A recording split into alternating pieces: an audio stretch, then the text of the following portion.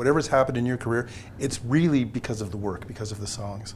Absolutely, and that gives me faith in humanity and faith in just, I mean, the reason for everything that I do really comes back to the message in the song and making sure that that aligns with who I am and who all my team is, you know. And I don't know, it's just, I've worked tirelessly for so many years as a writer, you know, and people would always say to me, why aren't you doing this? Why aren't you doing this? Why aren't you more well known? All these things, and I was like, I'm building a foundation right now. I don't know who I am yet, you know. Yeah. And then Jackpot kind of releasing itself in a weird way and kind of thrusting me into the world. Like, it was just a perfect example of me being like, okay, I guess I'm ready now because it's happening. Tell us what you can about that single and how it was written. Oh, that song was lovely. It was, I was spending the last seven or 8 months pretty solid in LA writing. And this was one of those sessions where it was just honestly written and recorded in 2 hours.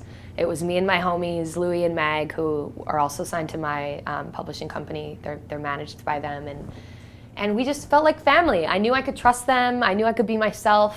You know, it was just me and these two dudes, and it's a song about women being in control and women saying what they want. You're working with so many different people. You've worked with Queer Productions, Ryan Goldemund, Brooklyn, all these different people, and of course Ryan Marshall, all these folks. Is there any sort of similarity to the way you work in all those sessions, or do you play a different role in different situations? I think in the beginning I was more willing to play different roles, but I think I've realized that I need to be in charge. And moving forward as a writer, I will not be put in rooms where that's not the case anymore. Because I just know what I want to do, and I've spent 15 years developing that.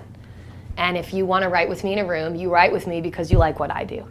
How is it different, maybe coming up with a song from scratch as opposed to like top lining, or like working with someone who has a finished beat or a finished chorus or a finished whatever? I honestly work in two ways always. I either start with a finished beat that is literally completely finished, and then I'm trying to fit into that world, which is kind of a cool challenge for me. Or we're starting with a piano or guitar and that's it. Right. And some people are like, oh, should I build the beat like this? And I'm like, that's not my brain. I'll tell you when it sounds good to me, but I don't know how to get there, and I don't want to know. And I wonder how you balance that sort of need to control and say, you know, it's got to serve my vision, with being vulnerable and sort of going, okay, I'm open to whatever's in the room.